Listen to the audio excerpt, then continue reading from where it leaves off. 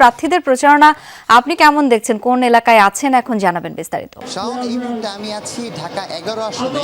এই আসনের বিএনপি মনোনীত প্রার্থী এম এ কাইয়ুম, তিনি কিন্তু নির্বাচনী প্রচারণা করছেন।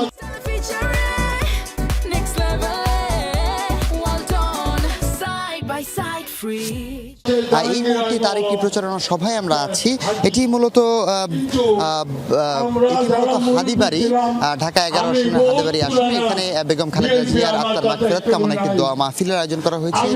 সেখানে কিন্তু ডক্টর এম এ কাইয়ুম তিনি যোগ দিয়েছেন এবং এর আগে তিনি আসার পথে এই এলাকার মানুষদের, ভোটারদের কাছে কিন্তু ভোট চেয়েছেন, লিফলেট বিতরণ করেছেন এবং বিভিন্ন ধরনের তিনি আশ্বাস দিচ্ছেন ভোটারদের যে তিনি যদি এবারের ত্রয়োদশ জাতীয় সংসদ নির্বাচনে তিনি যদি আসলে নির্বাচিত হন তাহলে বিভিন্ন ধরনের প্রতিশ্রুতি তিনি দিয়ে যাচ্ছেন। এর মধ্যে যদি আমি অন্যতম একটি বলি যে তিনি বলছেন যে অবৈধ এইসব এলাকা অবৈধ গ্যাস সংযোগ বন্ধে লড়াই করবে তিনি এবং এছাড়াও মশা নিধনের জন্য মশা নিধনের বিভিন্ন ওষুধ দিবেন এমনটাও তিনি জানিয়েছেন। এছাড়াও যদি বলি যে প্রতিটি আবাসিক এলাকার সোসাইটিতে আওতাভুক্ত সব এলাকায় সিসিটিভি ক্যামেরা স্থাপন করে গেট নির্মাণ এবং নাইট গার্ডের ব্যবস্থা করবে এমনটাও প্রতিশ্রুতি তিনি দিচ্ছেন। এছাড়াও যদি বলি যে চলাচলের রাস্তায় যেন বিঘ্ন না হয় সেজন্য তিনি বাড্ডা লিং রোডের ডিআইটি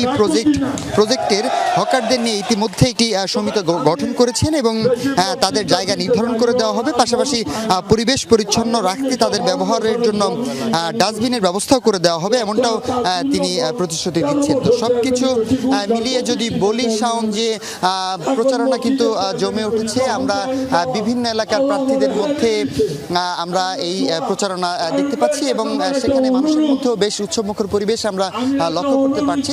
তো সবকিছু মিলিয়ে যদি বলি যে প্রচারণা চলমান রয়েছে এবং এখন পর্যন্ত কোনো ধরনের কোনো এইসব এলাকায় সংঘর্ষের কোনো ঘটনা আমাদের কাছে নেই।